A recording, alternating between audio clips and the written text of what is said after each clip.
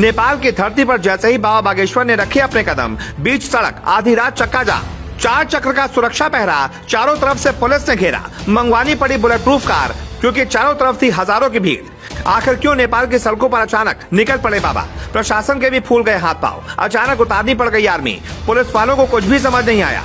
तभी किसी ने आसमान से बागेश्वर वाले बाबा की तरफ कुछ फेंक दिया।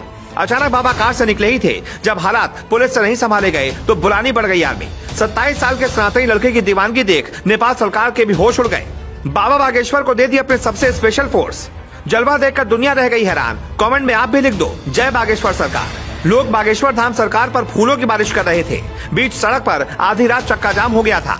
बाबा ने ताल ठोक कर कह दिया, करो भव्य दिव्य तैयारी, नेपाल हिंदू राष्ट्र था, हिंदू राष्ट्र है और हिंदू राष्ट्र ही रहेगा।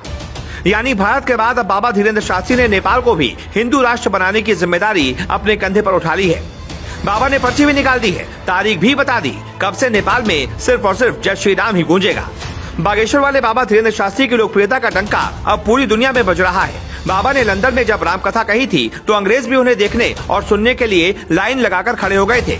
एक हफ्ते से लाइन लग रही थी। ऐसा ही कुछ नेपाल में भी हुआ। जैसे ही बागेश्वर वाले बाबा के पांव नेपाल में पड़े, ऐसा लग रहा था जैसे नेपाल के लोगों के लिए साक्षात भगवान आ गए हों। लेकिन अचानक कुछ ऐसा मंजर बन गया जिससे सब घबरा गए। बाबा को बुलेट प्रूफ कार में भारी सुरक्षा के बीच लाया जा रहा था। सड़क के दोनों तरफ से हजारों लोग हाथों में फूलमाला लेकर खड़े थे। ये आभास तभी हो गया था जब धीरेन्द्र शास्त्री भरतपुर एयरपोर्ट से बाहर निकले, क्योंकि एयरपोर्ट के बाहर निकलने में उन्हें करीब 30 मिनट से ज्यादा लग गए। लोग बाबा से मिलना तो दूर, उन्हें छू कर देखना चाहते थे। धीरेन्द्र शास्त्री को गाड़ी में बैठाने के लिए काफी जद्दोजहद करनी पड़ी। कोई इधर खींच रहा था तो कोई उधर खींच रहा था।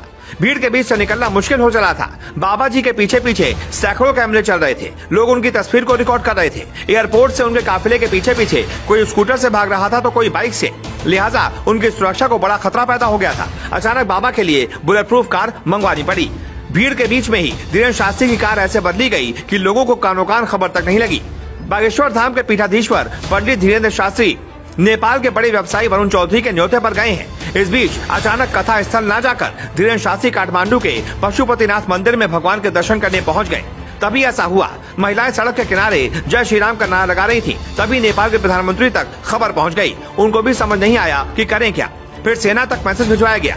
19, 20, 21 अगस्त तक बाबा की कथा होनी है। धीरेन्द्र शास्त्री जब तक नेपाल में रहेंगे तब तक उनकी सुरक्षा का जिम्मा सेना के हाथों में रहेगा। दरअसल स्वागत में उमड़ पड़ा भक्तों का ऐसा जनसैलाब कि उतारनी पड़ गई आर्मी।